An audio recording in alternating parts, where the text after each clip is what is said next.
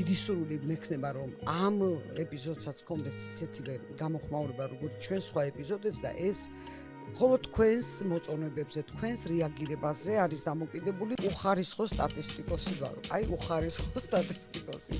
მოვიდა ჩვენთან სტუდიაში და ადამიანმა იცის თვლა, იცის ციფრები და იცის ტექსტში სტრიქონებს შორის წაიკითხოს ის, რასაც ზოგიერთი წაკითხულ და განმარტებულსაც ვერ იგებს. ეს ხო ის დოკუმენტია შალახო და დინპიტაურით რო ხელი მოეწერა.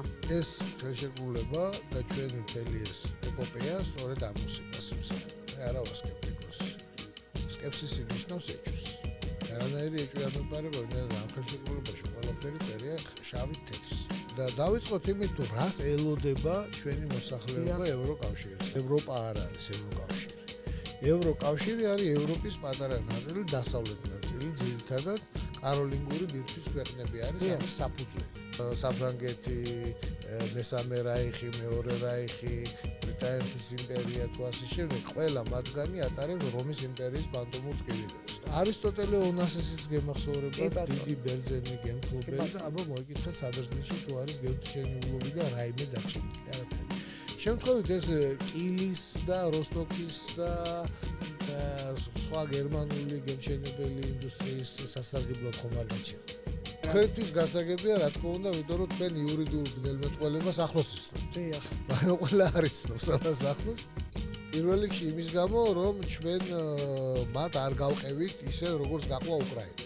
სტატისტიკა ერთია, მაგრამ სტატისტიკის ერთ-ერთი მნიშვნელოვანესი ნაწილი არის დროითი მწკრივების ანალიზი. ეს ანაზღაურებადი შვებულებები, ეს ყველაფერი. გაიჯიბრა საფრანგეთს. ხო, შეჯიბრა. ოღონდ ერთი გაიჯიბრა და აჯობა.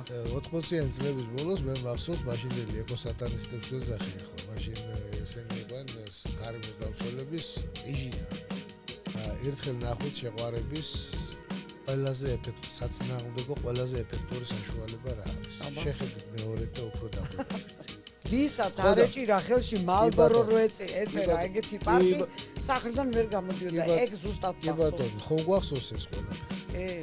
ძირითადი ეგზისტენციალური ნაწილი ენერგიის, მაინც ეს არის ჩვენ მოგწონს თუ არ მოგწონს, ეს არის მაინც ატომური ენერგეტიკა, დიდი ჰესები და თბოენერგია. საქართველოს აკრძალული აქვს ეკონომიკის რეალური სექტორის განვითარება. თუ მათ ნება არ მისცეს, რა ნებაზე. თუ ისინი არ არიან მესაკუთრეები აქ. ეს პროცესი ჩვენთან ახლა არ დაწყებულა, დაიწყე და აღარ დავასრულე. ეკრე პირველი დროიდან დაიწყო ეს ჩვენი გამოქანებული ვართ იმ დროიდან. ევრომადიდებლობა. დადგება ის ბედნიერი დრო და ჟამი, რომ დაგვიძახებენ აბა მოდიხა მოვილაპარაკოთო და დავით მოვაწეროთ ხელიო. როგორც მენდეს მასიელმა თქვა, კანონდოსელები რომ კამორელებს თან მომსაბირებდნენ, ჩვენ აუცილებლად გავიმარჯვებთ კონსელიერო და მეთქვა დავიფაროს.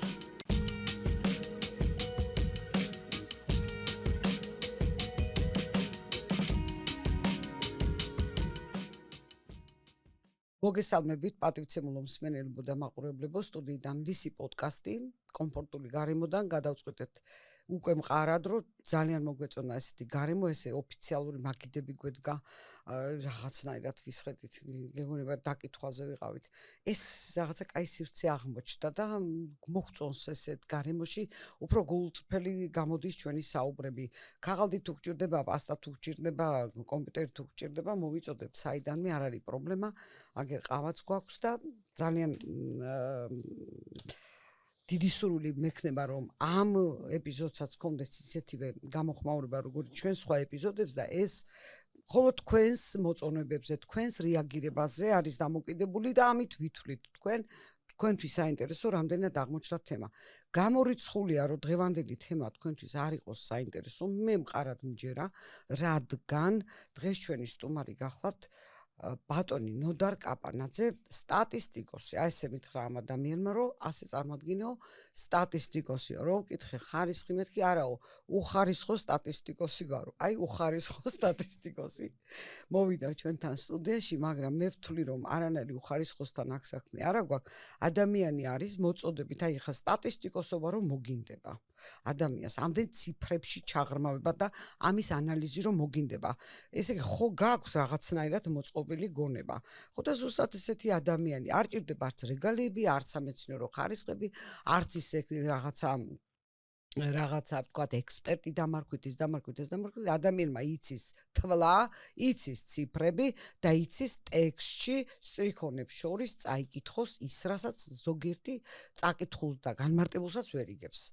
არ ვიცი ხა როგორ წარგადგინეთ ბატონო ნოდარ, ყოველთვის ვოცნებობდი რომ შეგხვედროდით და მე კითხა თქვენთვის პირადად ის საკითხები, რომელიც ჩემთვის ძალიან საინტერესოა, ოღონდ არა როგორც პოლიტიკური კუთხით, აი ეს გადაცემა მინდა წინასწარ გითხრათ, რომ აბსოლუტურად ცდილობს რომ იყოს ძალიან დაშორებული პოლიტიკური განცხადებებისგან. ეს არის ადვოკატის ხმა, ეს არის ადგილი, სადაც ვხედავთ იურისტები და განვიხილავთ გარკვეულ საკითხებს საკანონმდებლო ბაზა როგორია, ხარვეზი რა აქვს ამ კანონს, რატო ეს კანონი ვერ სრულდება, ან კანონ პროექტი რო არსებობს, რას გულისხმობს, რა უნდა მოგვიტანოს ამან და ეს არის ჩვენი ნიშა. პოლიტიკურ განცხადებების გასაკეთებლად თუ მოვიცლით, ამასაც გავაკეთებთ არც ეგ არის პრობლემა და ადამიანები ვართ, ზოგი ამ მხარეს ვარ, ზოგი იმ მხარეს ვარ. ყოველგვარი მხარისაგან დამოუკიდებლად, აი სადღაც ცენტრში გამთავსდეთ ახლა ჩვენ, არც იქით ვართ, არც აქეთ ვართ და ხელში გვიჭირავს სანუკვარი დოკუმენტი, მრავალფურცლიანი, ძალიან მნიშვნელოვანი, ეს გახლავთ ასოცირების შესახებ შეთანხმება. ერთი მხრივ ევროკავშირის და ევროპის ატომური ენერგიის გაერთიანებასა და მათ წევრ სახელმწიფოებსა და მეორე მხრივ საქართველოს შორის. ეს ხო ის დოკუმენტია, შალახო და დიმპიტაურით რო ხელი მოეწერა. მოგესალმებით, მივესალმებით ჩვენს მენელს და მაყურებელს, მადლობა მოწვევისთვის, ძალიან საინტერესო სტუდია, მე თქვენი გადაცემას, თქვენს ჩანაწერებს უყურებ და უსმენ ხოლმე და საკმაოდ ესეთი კვალიფიციური აზრები მესმის ხოლმე და როდესაც ეს მომიწვიეთ სტუდიაში, მივხვდი რომ აქ ესეთი ტრაფარეტული ამოსვლებით მოსვლა და რაღაც ესეთი მიმდინარე ეგრეთ წოდებული დეჟურნი ფრაზებით იოლას ვერ გახვიდოდი. საჭირო არის რომ ძილი ფუნდამენტური საუბარი. ეს ზუსტად ის დოკუმენტია, რომელსაც შალახოს ფონზე მოეწერა ხელი. რატო იყო ეს ისე თქვა არ იცით? ეხლა იცით რა არის ეხლა ფროიდისეული წამოსვლებსაც ამბობენ ხოლმე. და არის კიდევ რაღაცა ბედის წერის მსგავსი რაღაცა ბულგაკოვსკა კარგად. და ტექნიკურად რა მოხდა? ტექნიკურად ალბათ ეგ მუსიკა მოძებნეს, მაგრამ ვიღაცა შეიძლება შეეშალა, შეიძლება შეგნებულად გააკეთა. თუ ვინმე შეგნებულად გააკეთა, მან ეს სწორად გააკეთა, იმიტომ რომ არავითარი ბოროტი ხუმრობა არ არის. ეს ხელშეკრულება და ჩვენი მთელი ეს ეპოპეა სწორედ ამ მუსიკას იმსახურებს. მეცხრე სიმფონიის ფონზე რომ მოწეროდა ხელი და მეწყინებოდა, იმიტომ მეცხრე სიმფონია ძალიან მოყავს. თავოჩემოს ფონზე? არა, თავოჩემო ეს უკვე ნამეტანია.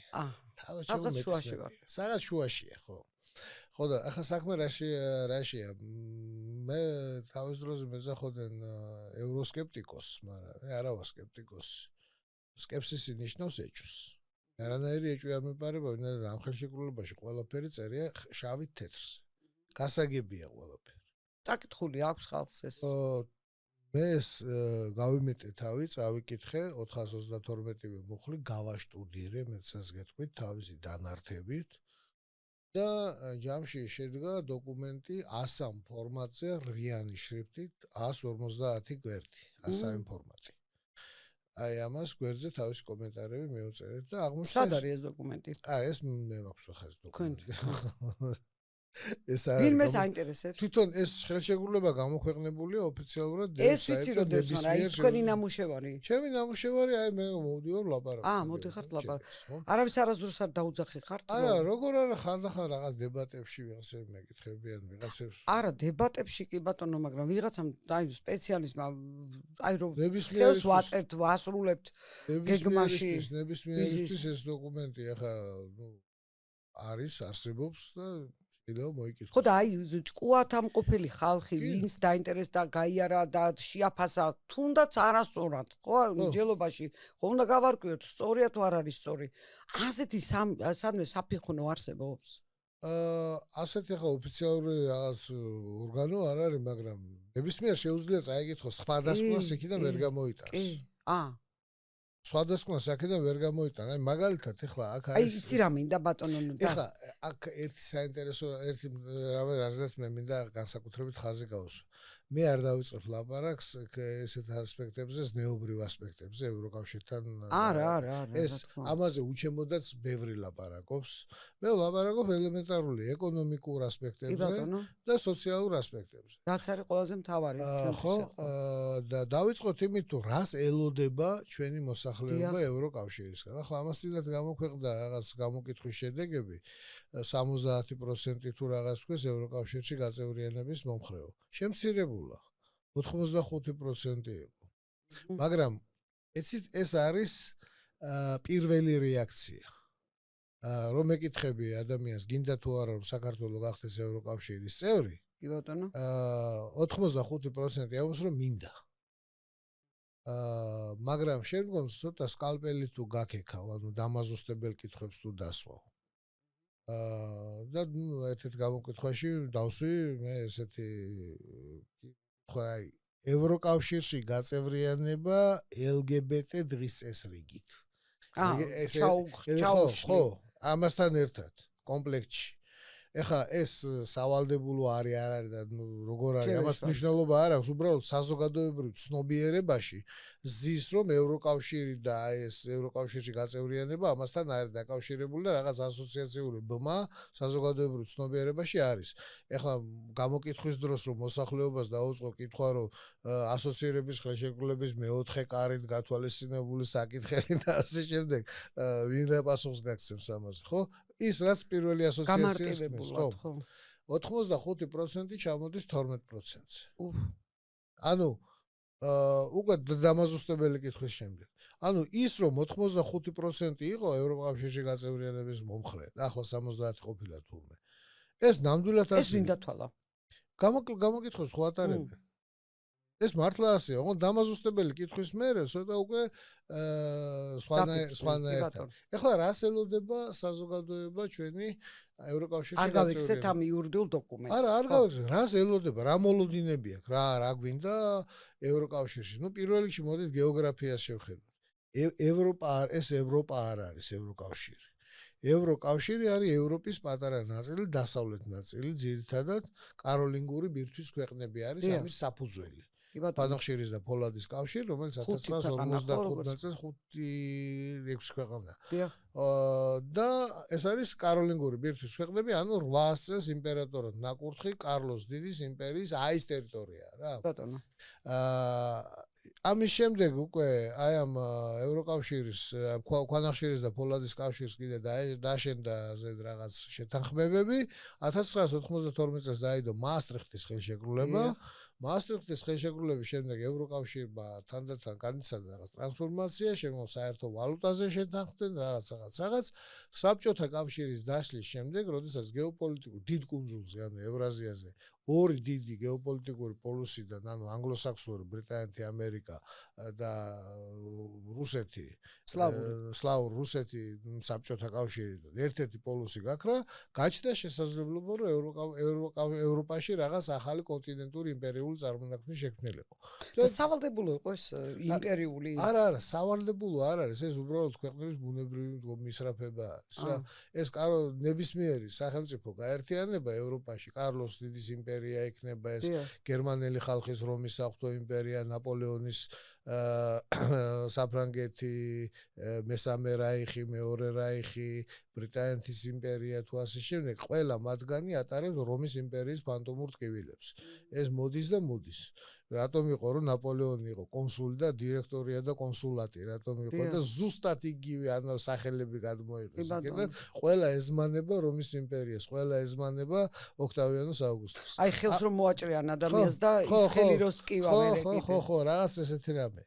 მოკლედ ამის შემდეგ ეხლა ეს არის მოკლედ ევროკავშირი არის დასავლეთ ნაწილი თორმე. ევროპა გეოგრაფიულად იწყება არის ურალის ქედი, შემდგომ მდინარე ურალი, ერთი ვერსიით კუმამანიჩის ღრმული, მეორე ვერსიით დიდი კავკასიონის ქედი და მესამე ვერსიით მდინარე არაქსის ხეობა და ამის დასავლეთით მდებარე ტერიტორია არის ევროპა. ამის მხოლოდ მცირე ნაწილი არის ეს დასავლეთ ევროპა, რომელმაც ჩამოაყალიბა თავის დროზე ევროკავშირი, რომელმაც დაიწყო ექსპანსია.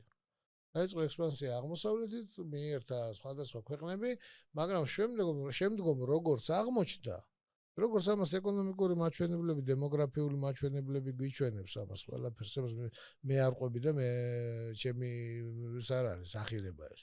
მაჩვენებლები გვიჩვენებს დემოგრაფიული, რომ მაგალითად ბულგარეთში, ბალტიისპირეთში დემოგრაფიული კატასტროფა მოხდა.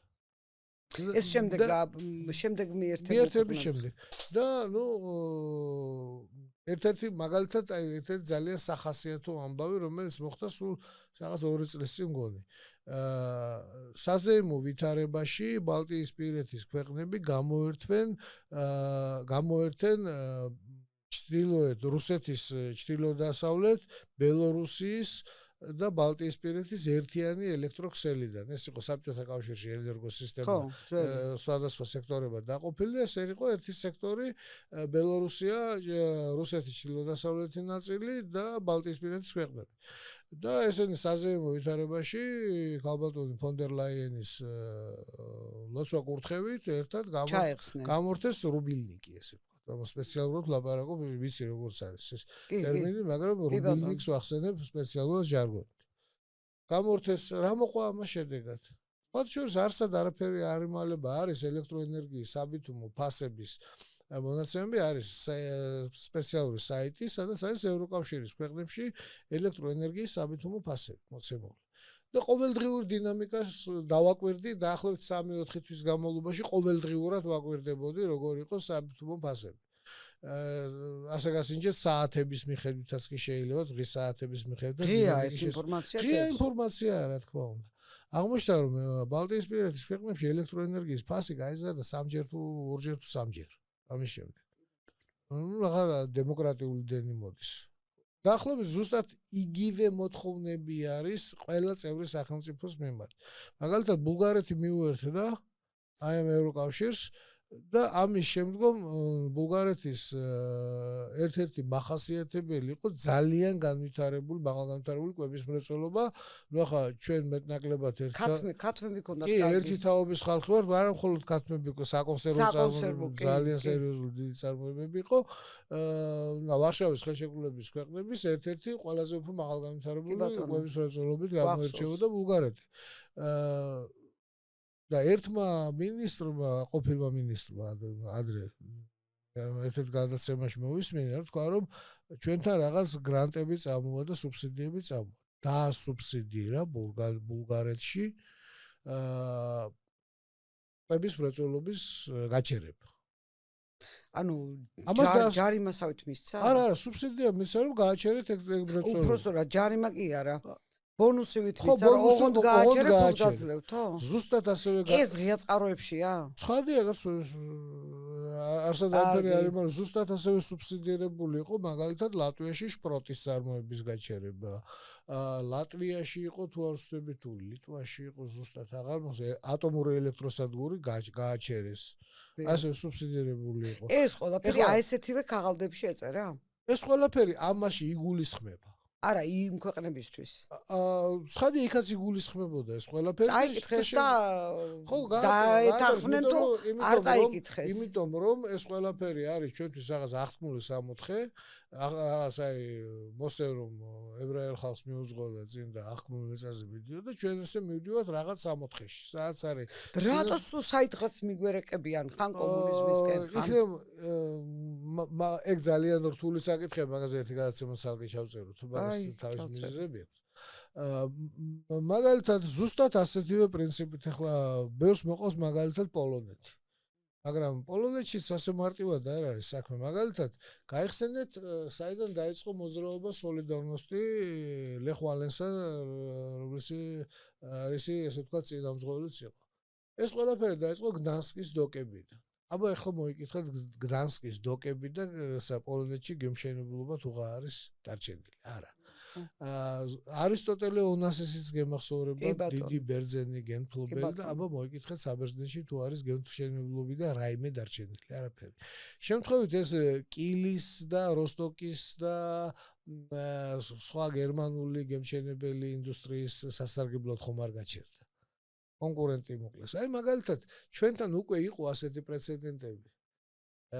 მაგალითად 1995 წელი იყო თუ სწორად მახსოვს საქართველოში მოვიდა მარტინ ბაუერი. კი ბატონო, გერმანული ფირმა. ალბათ ის აღტაცებული ჭყლოპინის გემახსოვრებად ჩვენთან აი ინვესტორი შემოვიდა და გვეშველა. კი, ჟურნალისტი ვიყავი მაშინ. არაფერი განსაკუთრებული დიდი ინტელექტუალური წიაღსულები ამას არ ჭირდება, უბრალოდ სკალპელით ცოტა გაქექეთ ბიოგრაფია. და ნახავთ რომ მარტინ ბაუერს დარჯილინგში აქვს პლანტაცია ჩაის მრეწველობა და 22.4 მილიონ კვადრატულ კილომეტრზე ძალიან იაფად მოკლა კონკურენტი.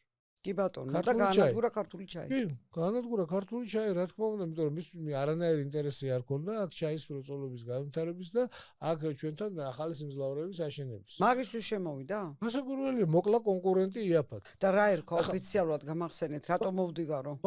ინვესტიციები შემოვიდა, ჩვენთან ხო ინვესტიციებზე. რა გააკეთა? ჩვენთან ხო ინვესტიციებზე არ კითხულობენ, ჩვენთან ხო ინვესტორი უკვე წმინდანად იყო შერაცხული თავიდანვე.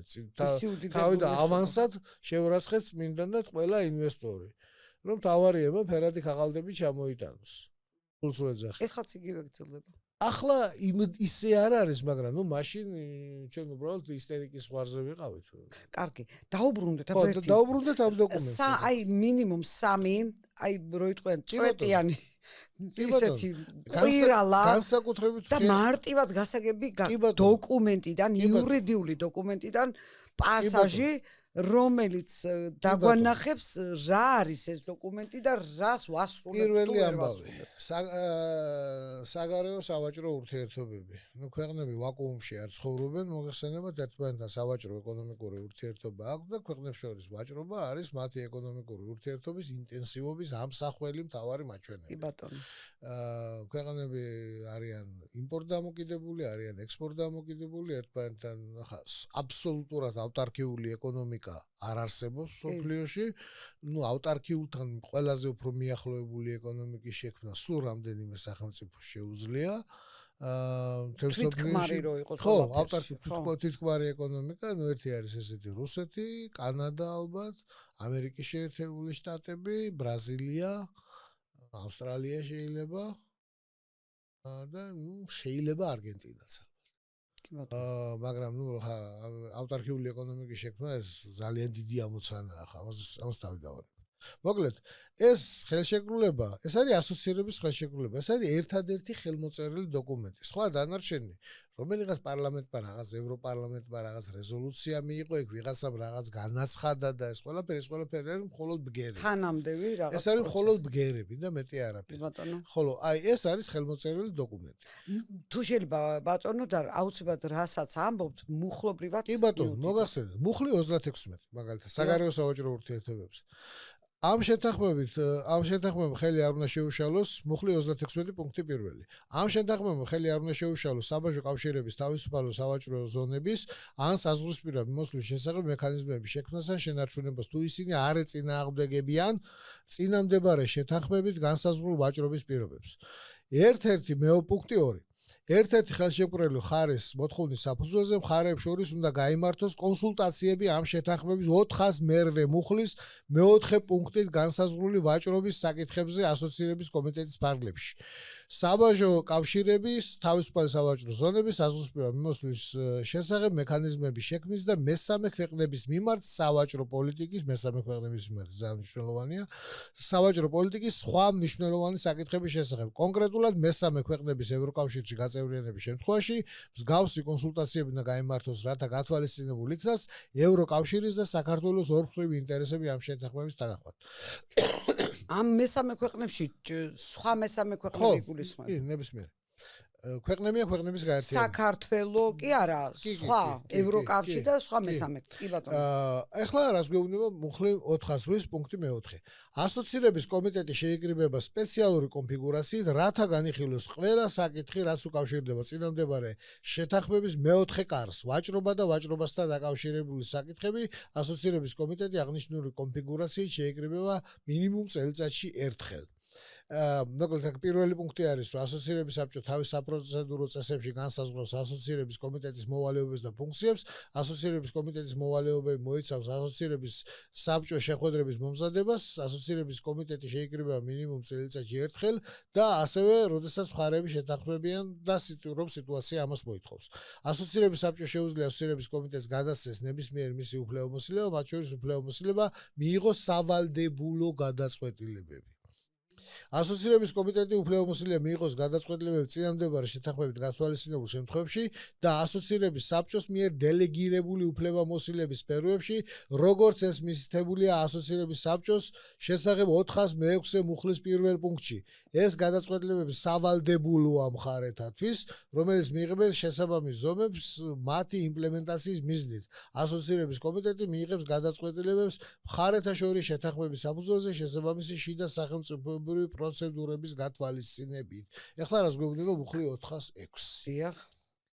წინამდებარე შეთანხმების მიზნების მისაღწევად ასოცირების საბჭო უფლებამოსილია ამ შეთანხმების ფარგლებში მიიღოს გადაწყვეტილებები სავალდებულოა მხარეებისთვის. ეხლა მოდით ეს ყველაფერი გადავთარგმნოთ ადამიანურ ენაზე. იურიდიული ხო თქვენთვის გასაგებია რა თქმა უნდა, იმიტომ რომ თქვენ იურიდიულ ბნელმეტყველებას ახლოს იცნობთ. დიახ. მაგრამ ყველა არ იცნობს ამას ახლოს. ეხლა რას ნიშნავს ეს ადამიანური როგორ თქვით იურიდიული ბნელმეტყველება? ბნელმეტყველება კი ბატონო. მოკლედ ახლა მთელი ეს ზექვე ქართულად როგორ ჟღერს? ქართულად ჟღერს ესე. მოკლედ 2022 წლის თებერვალში დაიწყო რუსეთ-უკრაინის ამბები. ანუ თქვენ მაგალითი მოგყავთ. მაგალითი არა, ეს კონკრეტული შემთხვევა იყო. უკვე რეალიზებული. მაშინ დაჟინებით გვირჩიეს რუსეთთან სანქციებზე მიერთება, რომელიც 20 პაკეტია. მიღებული, რომელთაც რუსეთთან ურთიერთობების გაწყვეტა და ასე შემდეგ. ეს დაჟინებით გვირჩიეს. რატო ამაზე რო ხელი გვაქვს მოწერილი, ამიტომ? ამიტომ გვირჩიეს მხოლოდ. მაგრამ წევრი რომ ყოფილიყავით, უკვე იმპერატიულად მოხდა. მაშინ ჩვენი პრემიერ-მინისტრი ირაკლი ღარიბაშვილი იყო, მაშინ პრემიერ-მინისტრი, მაშინ საქართველოს მთავრობამ თქვა რომ არა, ჩვენ ამას ვერ გავაკეთებთ, თქვა მთავრობამ და მართალ ეს თქვა.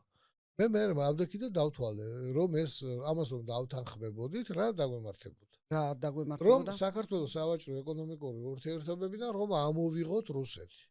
არაფერი ხა არც კარგი, არც ცუდი, იცით, ეს ციფრები არის ყოველგვარი ემოციების გარეშე. მარტივად. შრალად გეუბნებით ესე. იმ წელიწადში ჩვენ ორჯერ 4-ია მოგწონს თუ არ მოგწონს? კი და ორჯერ 3-დან 5-მდე არ არის. და 4-ია, ზუსტად 4. მოგწონს ეს ჩვენ თუ არა, ამას არავითარი მნიშვნელობა არ აქვს. ამაზე შემიძლია თქვა კიდე ერთი რამე, რომ არის ესეთი რაღაცები რა, ლეგიტიმაციის სამი სხვადასხვა დონე. ყველაზე დაბალი დონეა კანონი, ყველაზე შემდეგი დონეა ზევითკენ კანონზომიერება, ისაც არ გიხვემდებარება, ეს უნდა გაითვალისწინო და ზევით არის ყველაზე ზევით არის სამართალი. და ჩემი აზრით, ჩემი ხედვაა ეს. კი ბატონო. და ეს არის კანონზომიერება რა, 2x2 4 რომა ეს კანონზომიერება, ეს რა თქმა მოგწონს არ მოგწონს არა. ხო და რაო. და რაო, მოკლედ იმ წელიწადში ჩვენ ქონდა 10.2% რეალური ზრდა. ეკონომიკის რეალური ზრდა. გვექნებოდა საუკეთესო შემთხვევაში 4.1%. ეს გითხრა ციფრებმა. ეს თქვა ციფრებმა. რომ საქართველოს სავაჭრო ეკონომიკური ურთიერთობებიდან ამოვიღეთ რუსეთი. რუსეთიდან აღარ ხდება იმპორტი, რუსეთში აღარ ხდება ექსპორტი, რუსეთიდან აღარ მიიღება ფულადი გზავნილები. და რა მოხდებოდა მაშინ? მინუს 4.1% ვარდნა საუკეთესო შემთხვევაში, ხოლო უარეს შემთხვევაში 14% ვარდნა. ეს იქნებოდა, რაღაც ყველაზე უკეთეს შემთხვევაში 4, ყველაზე უარეს შემთხვევაში 18 მილიარდი ეკონომიკური 2015 წლის ამერიკული დოლარი ზარალი საქართველოს ლიან ეკონომიკას. აი ეს იქნებოდა შედეგი. ხო და ეხლა რადგან ჩვენ ჯერ მხოლოდ ვართ ასოცირებული წევრები ვართ და უკვე იგრძნობა მაგის შეთანხმება. მე მაგალითად ახლა ერთმა მეგობარმა მითხრა, რომელიც ერთ ბიზნესში არის ეკონომიკის რეალურ სექტორში რაღაც პროდუქციას აწარმოებენ და აი ამ ასოცირების ხელშეკრულებასთან დაახლოების ფარგლებში მიღებული სტანდარტების გამო ძალიან დიდი პრობლემები ექმნება პროდუქციის ექსპორტში. მისი პროდუქციის ძირითადი ბაზარი მოგწონს ეს ჩვენ თუ არ მოგწონს არის DST-ის ქვეყნები, განყოფილი საბჭოთა სივრცე და ნუ ამ სტანდარტების გამო მას პრობლემები ექნება, მაგრამ ამას თავი დავანებოთ. ხა ეს დაუშვათ ერთი კონკრეტული ბიზნესმენის პრობლემა. თქვენ ამბობთ, რომ იმიტომ გვერდში არ გვაჯანჯღარებენ, რომ წინამორბედობა რო გაუწიეთ? არა, მხოლოდ ამის გამო არა. პირველ რიგში იმის გამო, რომ ჩვენ მათ არ გავყევით ისე როგორც გაყვა უკრაინა. მოელოდნენ ამას. მოელოდნენ, მეტყვი რომ საქართველოში მეცაც გეტყვი ძალიანაც გაუკვირდათ, რომ როგორ შენ ბედნიერი როგორ არ ახარ, რომ თეთრი სახებისთვის სიკვდილის შანსი მოგეცა. ეს ევროპა სხვანაირი არასდროს არ ყოფილა. ევროპა ასეთი იყო ყოველთვის.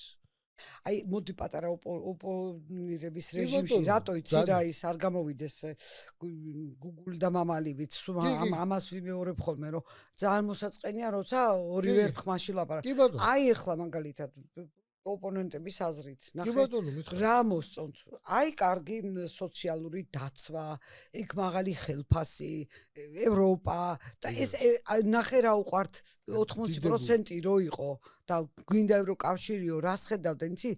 უვიზოთ, წავალთ, მოვალთ, იმ ოჯახის ნაწილი ვიქნებით. ჩვენ გვექნება განათლება, ოქსფორდის, მოკლედ ხვდები. შეიძლება დავიწყო პუნქტობრივად. ხო და აი ეს ამბებია და ამის საპირწონეთ თქვენ ეხად გახართ და გვეუბნებით რომ რას ლაპარაკობ პირიქით გუყავსო. შეიძლება დავიწყოთ პუნქტობრივად პასუხის გაცემა? კი ბატონო. რას ელოდება ხალხი? ხალხი ელოდება ეგეც ჩატარებულია მაგის გამოკითხვა, რა მოლოდინები გაქვს ევროკავშირში გაწევრიანებისგან. დახმარებების და სოციალური მდგომარეობის გაუმჯობესება, სოციალური დაცვის გაუმჯობესება. დიახ. შემოსავლების და განათლება ნაკლებად. მე გეუბნები სამი მთავარი რასაც ელოდებიან. მასლოუს პირამიდის საფუძველი. არც ერთ მათგანზე სიტყვაც არ არის საქმე. აქ არ არის ნათქვამი.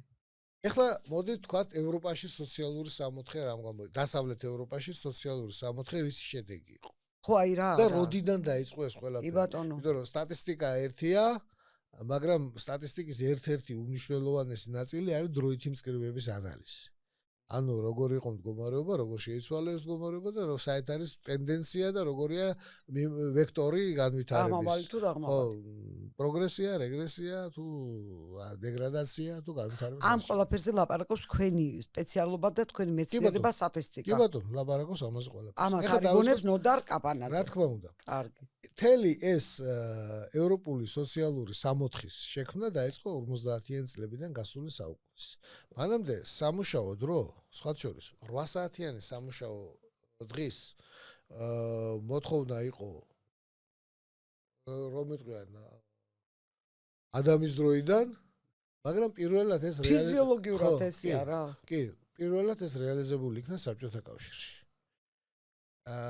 საბჭოთა კავშირი იყო ძალიან ცუდი მაგალითი დასავლეთ ევროპის ქვეყნებისთვის, რამაც გამოიწვია 1956-57 წელს საფრანგეთში კომუნისტური პარტიის მორის ტორეზი იყო მაშინ კომპარტიის ლიდერი პარიზში, თითქმის გამარჯვება 50%-ზე ცოტა ნაკლებია იყო 40-55%. რაღაც ძალიან სერიოზული ხმებია. ვა, მე მგონი თუ რა. რაღაც ესეთ ძალიან დიდი ხმებია იყო და მომდევნო წელს იყო თუ არ ვცდები, 1 წლის ინტერვალით იყო ეს არჩევნები იტალიაში ანტონიო გრამშის მემკვიდრე ენრიკო ბერლინგუერი კომუნისტურმა პარტიამ იტალიაში მიიღო თითქმის 50%. ცოტა მოეწონა საბჭოთა კავშირში. საბჭოთა კავშირი, რომელიც ახალი დამთავრებული იყო ომი და საბჭოთა კავშირი იყო ეტალონი. სადაც რეალიზებული იყო ეს 8 საათიანი სამუშაო დღე, დეკრეტულ შვებულება რატომ ქვია?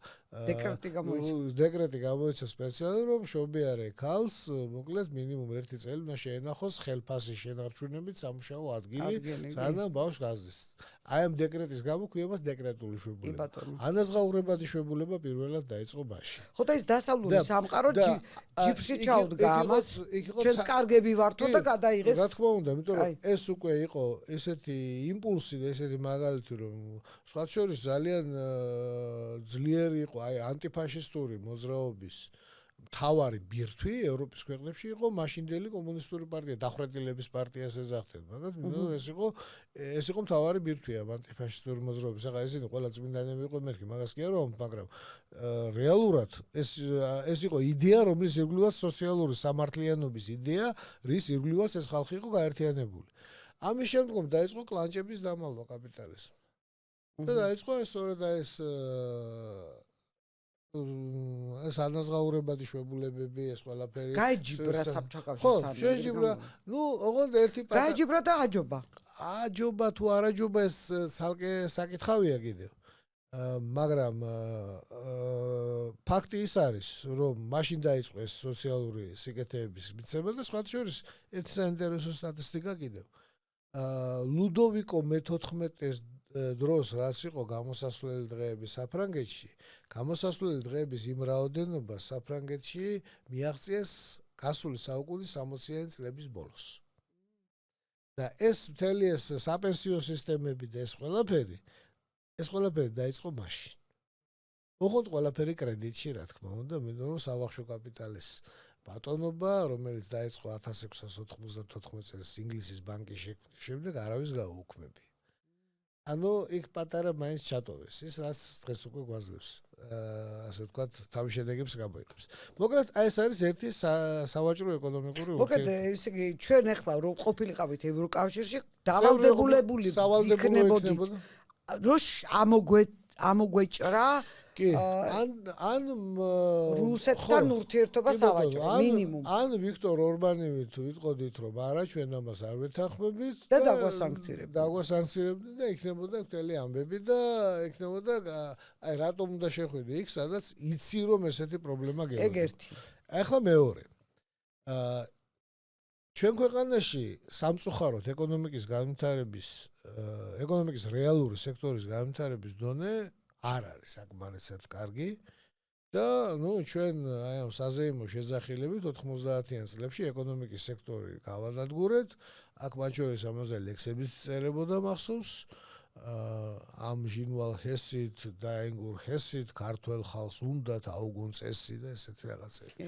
მახსოვს ესეთი ლექსი? იცით რა მახსოვს ბატონო და ჟინვალი რო გათხარეს, იქ ამოვიდა უნიკალური არქეოლოგია შრე და მე თქვენს მაშინ ჟურნალისტი ვიყავი და სასწრაფოდ ტრაქტორები ხომ მუშაობდა, ჩქარა 5 წლების გეგმა უნდა დამთავრდეს და ისეთი არქეფაქტები ამოდიოდა საოცრებები და ამოხვეტეს ესენი და მილახრიან კარში რაღაცის გააკეთეს მუზეუმი, იქ დააწყვეს ქუთიხები, ქოთნები, რაღაცა შრეები და არა ბოლოს ათქვეს იცით.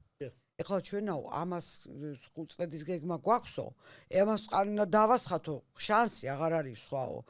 მერეო წყალქვეშა არქეოლოგია განვითარდებაო და მაგ ჟინვალებს კერსო მერე გავთხრითო და მერე თორე მანდ ვეღარ უარყვეს უნიკალური ისტორიაო და დაასხეს წყალი. მე ახლა მაგაზე მაინც თავს ვერ დავდებ, მაგრამ მოდი ერთ რამეს მაინც გაგახსენეთ, იმიტომ რომ 80-იანების ბოლოს ჭორაობაზე რახან გადავედით. მაშინ მეც ბევრი რამეს მჯეროდა, მაგრამ შემდგომ აღმოჩნდა, რომ ყველაფერი ისე არ იყო. არის ესეთი გამოთქმა. ერთხელ ნახვით შეყვარების საწინააღმდეგო ყველაზე ეფექტური საშუალება რა არის? შეხედეთ მეორედ და უფრო დაკვირვებით. ხო. მოკლედ 80-იანი წლების ბოლოს მე მახსოვს მაშინდელი ეკოსატანისტებს ვეძახე ახლა. მაშინ ესენი იყვნენ გარემოს დამცველების ყიჟინა. რომ პოლიეთილენის პარკებზე უნდა გადავიდეთ, ქაღალდის პარკები, ჩვენ ხეები მოჭრას უნდა გადავარჩინოთ მთელი ამაზე. ახლა ევროპელებს ხო არ შეუძლიათ გადაფიჩინების და გულზემჯიღების სემის და გულყრების გარეშე რამის გაკეთება არ შეუძლიათ. მათ ბუნებრივი მდგომარეობა. ხო და მაშინ მე მახსოვს, როცა ეს ამბები იყო მაშინ 80-იანების ბოლოს ანტისაბჭოთა ნებისმიერი ქირქილი საზოგადოებრივ ცნობიერებაში მხუხარე ხანგრძლივი ტაშით მიიღებოდა. იმიტომ ჩვენი მოღლეცინე ანტელიგენცია იყო ამაში გარეული. არა, გარეული კი არა, მათ შექმნეს ეს კონსტრუქტი რა, რომ ყველაფერზე უნდა გვეკირქილა. და ამაზე ჩვენ ვკირქილებდით, რომ აი ატომური დერჟავა და ცელოფნის პარკი ვერ გაუკეთებია და ხო გახსოვთ მაშინ აი ევროპაში განავალი ტიპები რო ჩამოიტანე ხოლმე. პარკები მოდაში იყო, ვაიმე, ვისაც არ ეჭირა ხელში მალბორო რო ეწერა ეგეთი პარკი, სახლიდან ვერ გამოდიოდა, ეგ ზუსტად მახსოვს. კი ბატონო, ხო გახსოვს ეს ყველაფერი. და მაშინ მე მახსოვს ერთი ჭკვიანი ქიმიკოსი კაცი ამბობდა ეგეთ რამეს, რომ ბატონებო, ეს პოლიეთილენის პარკის ბუნებრივი დაშლის პერიოდი არის 1000 წელი. კი, არის შლებაო. და ამ მასალის ესე საყოფაცხოვრებო დანიშნულებით ესეთი მასშტაბით გამოყენება, რასაც ეს გვაძლევს, რასაც ეს ტენდენცია გვიქადის, გამოიწვევს პლანეტის დანაგვიანებას, არათუ ჩვენი მარტო ქალაქისას, პლანეტის დანაგვიანებას. მე მახსოვს, როგორ ვიგდებდით ჩვენ ჩემნაირი დეგენერატები, როგორ ვქირქილებდით ამაზე, რელიქტი ხარ, შენ რა იცი და ჩვენ ვიცოდით, იმან არ იცოდა. ხო, და მან თქვა, რომ ეს არ მოხდება 2-3 წელიწადში, მაგრამ 30, 40, 50 წლის შემდეგ ეს მოხდება. და მოვიდა და მოხდა. აგერ მაგალითად წყნარ-ოკეანეში თუ არც კუროსივოს იმას და კიდე რაღაც დინებების შეერთების ადგილზე წყნარ-ოკეანეში საფრანგეთის ტერიტორიის 600,000 კვადრატული კილომეტრი დაახლოებით. საფრანგეთის ტერიტორიის მცურავი კუნძულია პლასტიკის ნაგავის. ეხლა იმ კაცს ჩვენ ხო გული გაუხეთქეთ. ეხლა ეს ღირსი ვარ ჩვენ. და რაც თავარია ამ ეკოსატანისტებს მე ვერანაირ სინანულს ვერ ვამჩნევ, რომ აი ესეთი იდიოტები ვიყავ. ეს სინანული საერთოდ არის აკრძალული ცნება საქართველოში. არა, უბრალოდ იმდენად სამარცხვინო რაღაცა. აი ჩვენ ბატონო და რა გღუპავს ხა კი ცოტა გადავუხვიეთ თემიდან, მაგრამ არა, არაფერს არ გადავუხვიეთ, ზუსტად ამ მხუხარე ხანგრძლივი ტაშით და ამ ეკოსატანისტური რეკომენდაციებით მოხდა იმავე ლატვიაში ატომური ელექტროსადგურის გაჩერება. გერმანია მოკლა თავისი ატომური ენერგეტიკა. მაგრამ შემდგომ აღმოჩნდა, რომ იცით, ძალიან კარგია, განაცუდია ქარის ენერგია, მზის ენერგია, ეს მწვანე ენერგია, განახლება დიდებულია. მაგრამ რასაც ქვია, აი ძირითადი ეგზისტენციალური ნაწილი ენერგიის, მაინც ეს არის ჩვენ მოგწონს თუ არ მოგწონს, ეს არის მაინც ატომური ენერგეტიკა, დიდი ჰესები და თმოენერგია. კი ბატონო. და როდესაც შემდგომ დადგა ენერგეტიკული კრიზისი, ჩრდილოეთის ნაკადების აფეთქება და ასე შემდგომ, აღმოჩნდა, რომ ეს ატომური ენერგეტიკა უკვე აღარ ქონდათ, რომელიც სწორედ აი მსგავსი რამების გამო გააუქმეს.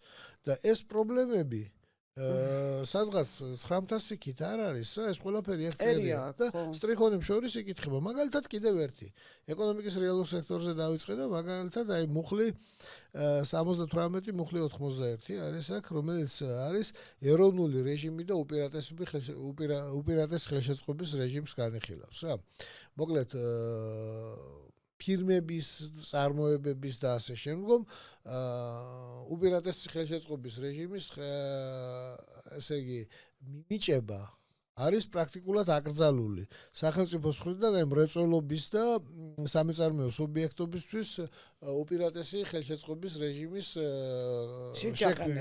ჩაყენება პრაქტიკულად აკრძალულია მუხლის 78-91 და სოფლის მეურნეობაზე არის აქ კარი მეორე ფიტოსანიტარიული ნორმები და შემდეგ სადაც არის მუხლი 203-210 სუბსიდირება არის აკრძალული ერთადერთი რაც შეიძლება სუბსიდირებული იყოს საქართველოში პერსპექტივაში სახელმწიფოს მხრიდან სახელმწიფო ევროკავშირის მხრიდან ეს არის ვენახების საჩხო ამას სუბსიდირება წერია არა ეს არ წერია მაგრამ ეს არის ის რაც სტრიქონებს შორის პრაქტიკაში იქნება ის რაც პრაქტიკაში მოხდა საბერძნეთის გემთმშენებლობის შემთხვევაში პოლონეთის გემთმშენებლობის შემთხვევაში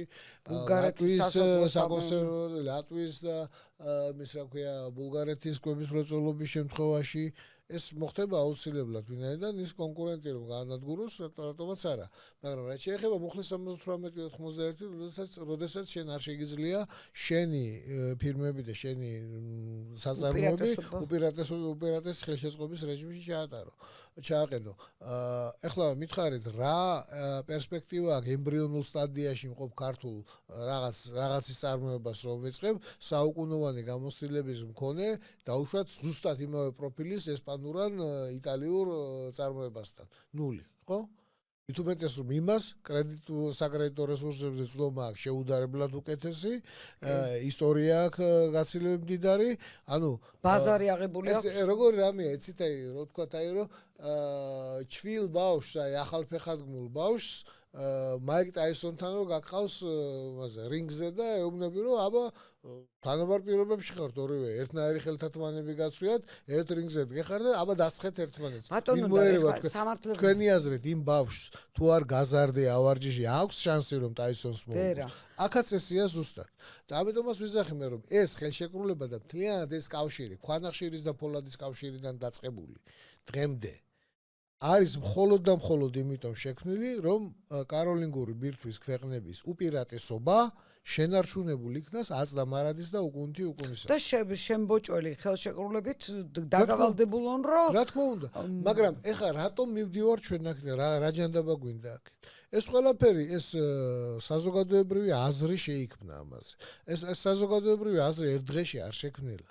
ეს საზოგადოებრივი აზრი იქმნება პეტრე პირველის რეფორმების დროიდან მოდის ფანჯარა ევროპაში შემდგომ ევრომადიდებლობა რა გერცენი სმერდიაკოვები ევანში კარამაზოვებში სტავროგინი და პეტრე ვერხოვენსკი ეშმაკნიში და ასე შემდეგ და ასე შემდეგ თეიმურას ხევისთავთ ვერა გამოგონილი პერსონაჟი გონიათ ეს რეალური პერსონაჟია ხო მე მას ლიტერატურულ ანალოგიებს იმიტომ ამბობ რომ ლიტერატურა მით არის ძალიან კარგი რომ გამზადებული ქსევის გამზადებულ მოდელებს გაძლევს ანუ როდესაც აი ნორჩ თვალებანთებულ რევოლუციონერ ახალგაზრდას დაინახავთ იცოდეთ რომ თქვენ წინ პეტრე ვერხოვენსკი დგას და ის აუცილებლად ისე მოიქცევა როგორც ის იქცეოდა იმიტომ რომ ვინც მაგ აღწერა ეგ პროცესი ის ალგორითმი მუშაობს კი რა თქმა უნდა იგივე ალგორითმი მუშაობს და ის ვინც ეს აღწერა ის თავად ასე ვთქვათ ტუჩზე კოსტინტი ცნობდა ამ ეშმაკს და შეიძლება თვითონაც ესე იყო თვითონაც ესეთი იყო კისერზე ყულფი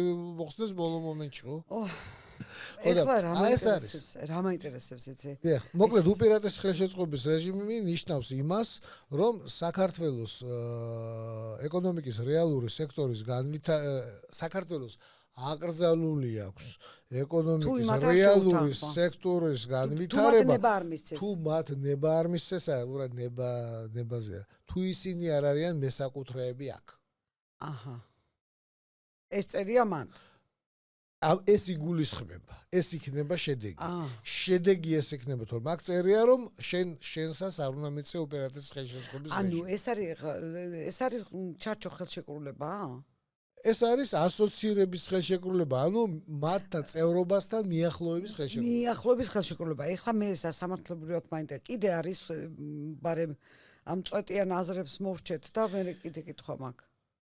კი ბატონო. წვეტიან აზრებს უწოდებ. მაგალითად ხო არ გეწყინებათ. არა.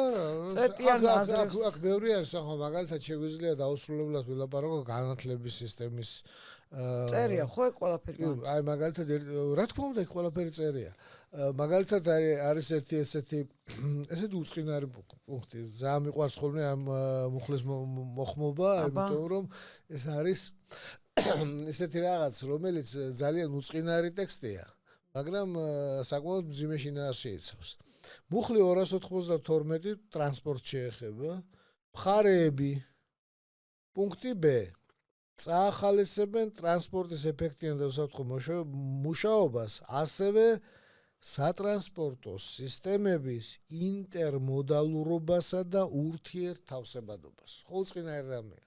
იქ რკინიგზასთან დაკავშირებით ძალიან დიდ სირთულეებს არ შექმნით. დიახ. და თქვენ გონიათ ამაზე მოთხოვნა არის, ხო? იცით რა 2017 გერმანიაში წავედით საბჭოთა კავშირიდან კიევიდან და ბრესტში იყო. ხო და იქ გაგვაჩერეს და ლიანდაგების კი შესვალეს, იმიტომ რომ ეგ ხომ მთელ ქვეყანას მთელ ჩვენთან არის იმპერიული სტანდარტის რკინიგზა. და ჩვენ ვართ ამ ქსელში ჩართული იმპერიული სტანდარტის რკინიგზაში. ეგ არის 15 სანტიმეტრით ვიწრო ლიანდაგი, ხო? და თქვენ გონიათ ამის მოთხოვნა არის, ხო?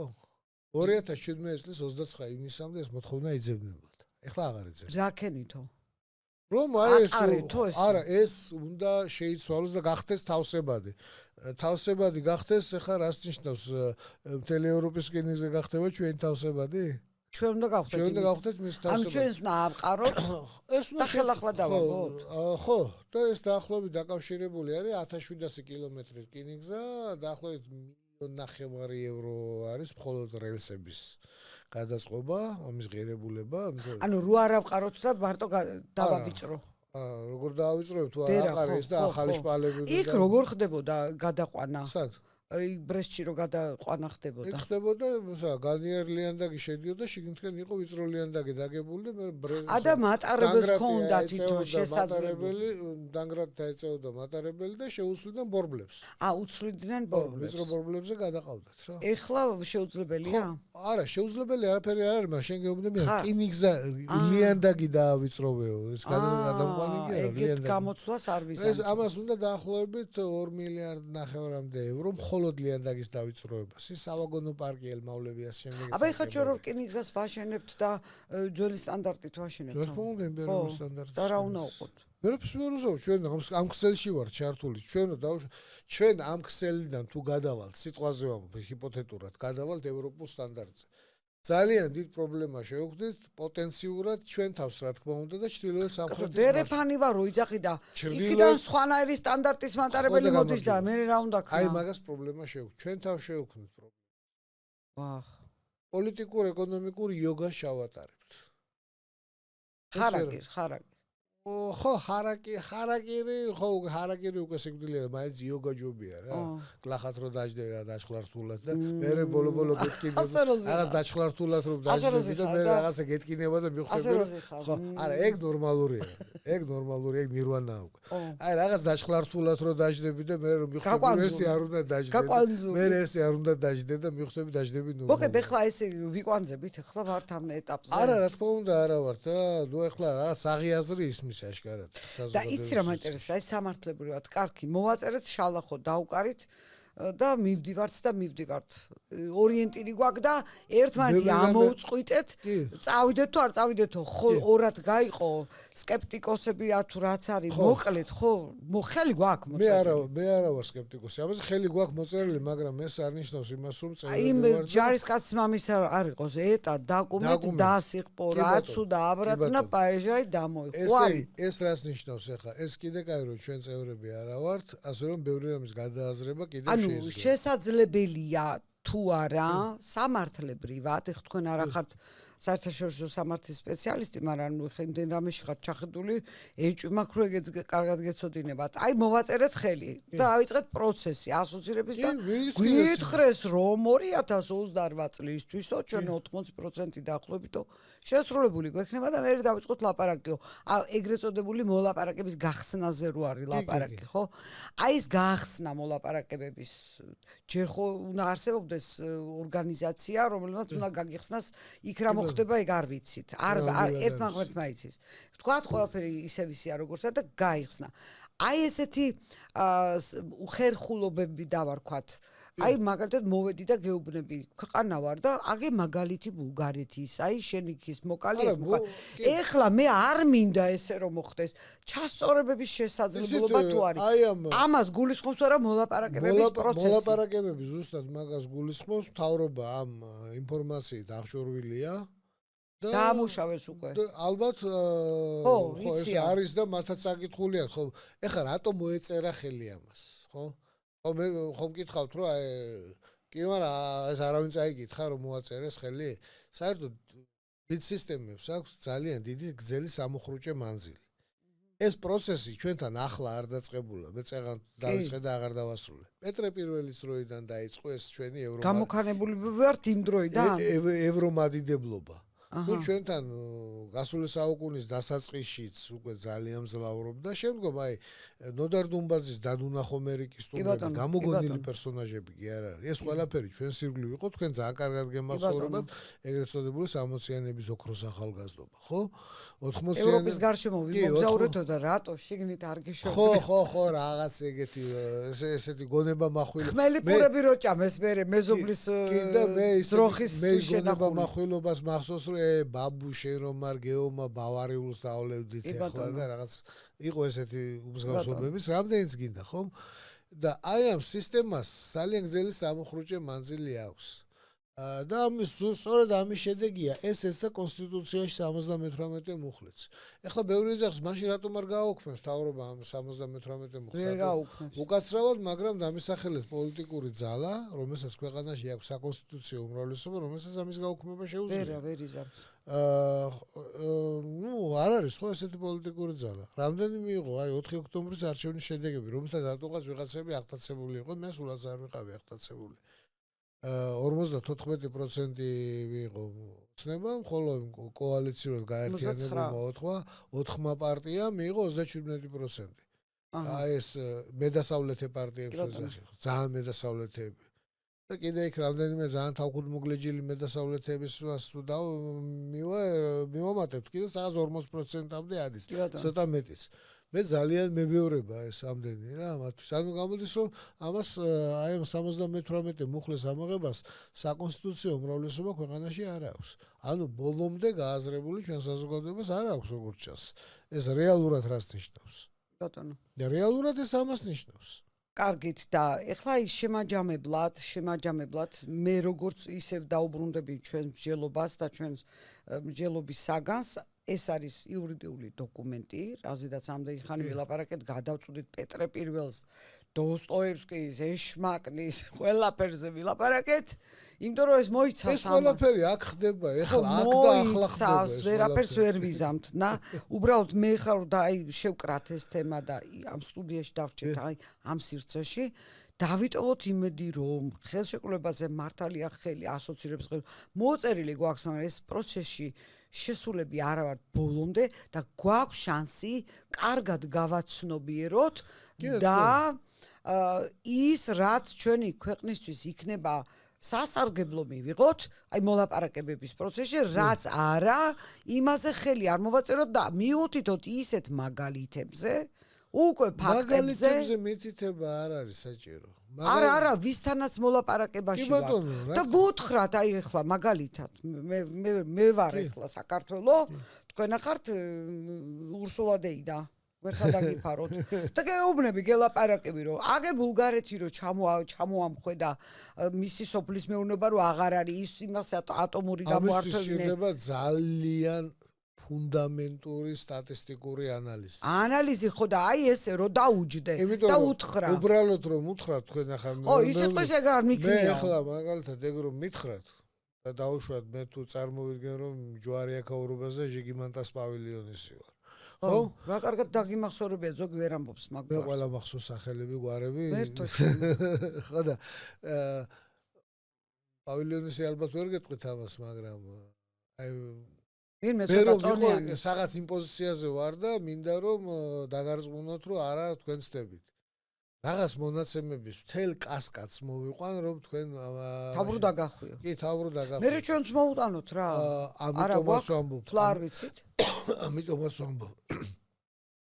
ნებისმიერი წინადადება, ნებისმიერი კონტრ-აზრი უნდა იყოს ეფუძნებოდეს რეალურ სტატისტიკას. ჩვენ დეპარტამენტის სტატისტიკის რაზე მუშაობს? სტატისტიკის დეპარტამენტი მუშაობს გადასარევად. თავის საქმეს აკეთებს ბრწყინვალედ. რას ითვლის? ყველაფერს ითვლის, რაც საჭიროა შევზანდეთ სტატისტიკის საიტზე და ყველაფერი რაც საჭიროა არის, რაც არ ითვლება და თუ თქვენ რამე გაინტერესებთ, გაუგზავნოთ და მოგასწრიან ინფორმაცია. ანუ ითვლიან. კი, შეძლებთ ითვლიან. ანუ შეკვეთა საჭირო დაგვითვალოს სტატისტიკის დეპარტამენტმა და ეს იქნება არის ეს უკვე გაკეთებული, ვიცით? ესა არა, ეს სტატისტიკის დეპარტამენტის ამოცანებში პირდაპირ ეს არ შედის. ეს არა, იქნებ დაავალავ ვიღაცამ და არა, ეს დაავალებ და სტატისტიკის დეპარტამენტი მოგაწვდის მონაცემებს და მონაცემების ანალიზი უკვე ანალიზია საჭირო. ანალიზია ხო? ვინ აკეთებს ამ ანალიზს? ეს არ ვიცი, უნდა გააკეთონ ხა. სპეციალისტებმა. სპეციალისტებმა შეიძლება მეზდამიძე ხომ მათ შორის კიდე ვიღაცას მარტო ეკონომიკა ხომ არ არის ყველაფერი. ხო და მე იქ მარტო თქვენი აზრი ხო არ არის, კიდე ვიღაცა სხვა აზრი ექნება და შევჯერდებით და იმ ოდესმე ხა მართლა ისე თამაში ხო არ არის, ხელი მოწერილი ხო და დაუშვათ ხვალე დაიძახეს, გახსოვთ რომ ამბობდა კობახიძე მოიტათ დადეთ ეხლავე ვაწერ ხელს და გამიხსენით მოლაპარაკებებიო და რო დაჯდები იქ. ვაი და უცებ დაგეთანხმო. ხო, უცებ რო დაგეთანხმო. ზად ხო უნდა იყო, რაზე ეთანხმო. როცა დაიწყება, ხო? მაგას მერე უნდა სწორედ ეს არგუმენტირებული. ხო და მაგას ვამბობ, მაგას და აი ესეთ მოდი შემაჯამებლად ძალიან დიდი მადლობა. ეგ მე არ ვიცი ახლა როგორ არის და რანაირად არის, მაგრამ ეს რომ უნდა იყოს, ამას გეთანხმებით. კი ბატონო, ეს გასაკეთებელია. პატივცემულო მსმენელებო და მაყურებლებო, მე ღრმადა ვარ დარწმუნებული, ცოტა შეიძლება ცოტა სპეციფიური საუბარი გამოგვივიდა, მძიმეც იყო ალბათ. ყველასთვის მისაღები არ არის ან ჩემი პოზიცია, ან ბატონი ნოდარის პოზიცია, მაგრამ აქ სწორედ იმისთვის ვხედავთ, რომ ჩვენ გავარჩიოთ და ვიკამათო და კამათში დაიბადოს ჭეშმარიტება ჯერ ერთი. აი კამათში არის ბადება. აბა სადიბადება. ეგ არის. ჯელობის დროს. ეგ არის ერთ-ერთი ძველბერძნული ერესი. აჰა. რომელიც ძალიან პოპულარულია. აჰა. ჭეშმარიტება არის ბადება. ჭეშმარიტება შეიცნობა. შეიცნობა. კი ბატონო, სადაც კამათია, იქ სიწყნარე შეცნობა ნიშნავს ფიქრს, ფიქრი ნიშნავს სიმშვიდეს. იქ სადაც კამათია, იქ სიმშვიდე არ არის. მაგრამ ეს იმას არ ნიშნავს, რომ კამათი საჭირო არ არის. კი ბატონო, კი არ გამათო. კამათში იწრთობა ჭეშმარიტება. იწრთობა, მსჯელობთ, მაშინ მსჯელობაში. იწრთობა ჭეშმარიტება. ჩვენ ახლა მე და ბატონი ნოდარ კაპანაძე შევეცადეთ გამოგვეწრთო პატარა მცირეოდენი ჭეშმარიტება იმ უზარმაზარი დოკუმენტიდან, რომელსაც ქვია ასოცირების ხელშეკრულება, რომელზედაც ჩვენ ხელი გვაქვს მოწერილი და რომლის შემდეგ შესრულების შემდეგ გარკვეულ პროცენტებზე, 80%-ს გავცდებით თუ 100% შევასრულებთ 5 წელს გეგმები გამახსენდა და დადგება ის ბედნიერი დრო და ჟამი, რომ დაგვიძახებენ აბა მოდი ხა მოვილაპარაკოთო და მოვაწეროთ ხელიო. აი სანამ მოლაპარაკებების პროცესი სწორედ იმას ქვია დამაიმე და ბატონმა ნოდარ კაპანაძემ, რომ მანამდე ჩვენ გვექნება დათვლილი შეგვეძლება რომ სტრიქონებს შორის აი ბნელ მეტყველებაში ამოვიცნოთ რაზეა ლაპარაკი, მივხვდეთ მაგალითები დავახვაოთ, რომ კონდეს არგუმენტები და ვუთხრათ იმას, რომ კი მოგიწერ ხელს, მაგრამ აი ეს შემიცვალე. აბა თუ შეგვიცვლიან ვნახოთ. თუ მაგრად დავხვდებით შეიძლება შეგვიცვალონ. მე კიდე დიდი იმედი მაქვს, რომ იქითაც რაღაცები უნდა შეიცვალოს. მე კიდე ერთმანეთს ვიტყვი, როგორც მენდეს მასიელმა თქვა, კანონდოსელები რომ კამორელებს თან ჩხომსაპირებდნენ, ჩვენ აუცილებლად გავიმარჯვებთ კონსელიერო და ღმერთმა დაგვიფაროს. გვერდთან დაგვიფაროს. ნახოთ მე ყველაზე ძალიან მომწონს, აი არ ვიცი, ერთის როდის ვნახავ ბატონ ირაკლი გოგავას, რომ ამ გამოთქმისთვის უთხრა დიდი მადლობა. ჩვენი თავდაცვის მინისტრიო ირაკლი გოგავა ამბობს, ღვთისმშობელი არისო. მის გარდა პატრონი არ ყავს და ერთადერთი არგუმენტი არის გამბოს ჯერ კიდევ ვარ. ხო და აი გახარებული ვარ, რა ვიცი, მე მიხარია რომ ღვთისმშობელი გვიცავს. უფალო შეგვიწყალე, თუ რამე შეგწოდეთ ბატონო, პაპატიეთ. მოგეწონათ აზრი ჩვენი, არ მოგეწონათ თქვენი აზრი გამოხატეთ. მოდი კომენტარების სახით ოღონდ არ დაგავიწყდეთ, რომ დეპარტამენტი მოქმედებს შეურაცხყოფას, ნუ მოგვაყენებთ, სწორედ, კაი ჯარიმას აიქიდებთ თუ ერთი თუ მეორე მიმართულები. დიდი მადლობა, კარგად ძანდებოდეთ და მომავალს შეხვედრებამდე. მადლობთ საინტერესო საუბრის.